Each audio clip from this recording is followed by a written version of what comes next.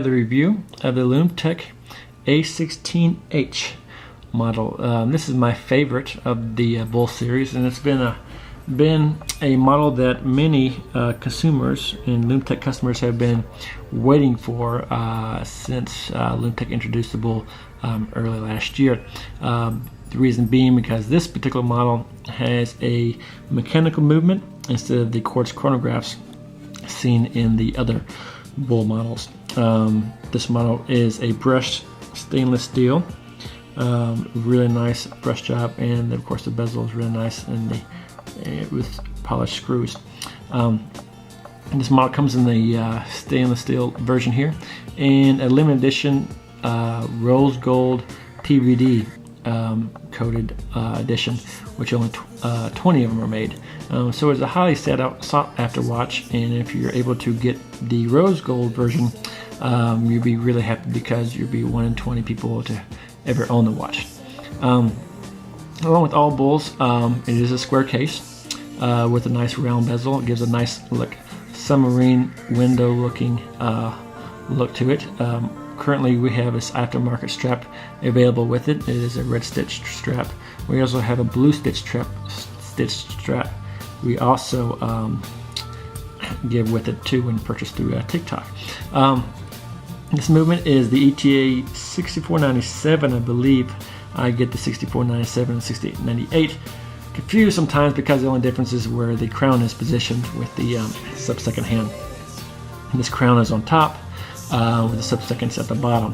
The only thing that's hard about this watch, in particular the design, is that to wind the watch you have to run your fingers across the crown like so, and right now it is almost fully wound, so it is kind of hard to wind it.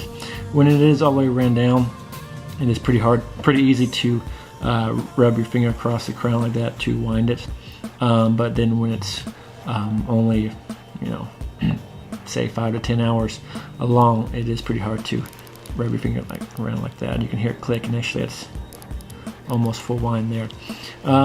If it had a little bit longer crown here, maybe out to this far, it'd be a little bit more easier to grip because of the strap here is in the way to actually get a good grip on the crown. So you had to just run it across. Didn't have the problem with the pushers when the chronographs, because it was always push and pull. Now of course when you pull this watch out, it is easy to change the time because it is run really nice and fluid for the movement, but it is a little hard to wind. The watch has a nice curved appeal to it, like all the other Bull models. It fits your wrist really well, so it doesn't look too terribly big on your wrist. It actually looks about the same as the M series. As you see here, this is the M Tungsten series. They're just about the same size when you get down to it. Just the Bull model with the square has a little bit more presence than the submarine style tapered square model. This model, the ETA movement, is really nice in the back. It does have a sapphire case back movement on here, and you can see it ticking away with the balance wheels and springs and everything, with the glued screws as well. Geneva striping. It's just a really nice movement. It looks really good in this watch. Some people have talked about wanting a larger view back on here, but Lum-Tec decided to go with a smaller sapphire case bag to fit the watch a little nicer. It is a pretty robust watch, and if you have something pretty much all sapphire back here, it may lose its robustness a little bit. Not damage-wise, but when you look at this watch, you'd think of this pretty hefty and tough looking watch, and if you have to turn around and you have basically all sapphire on the back, it loses its toughness pretty fast. Other than that, it's a really nice watch.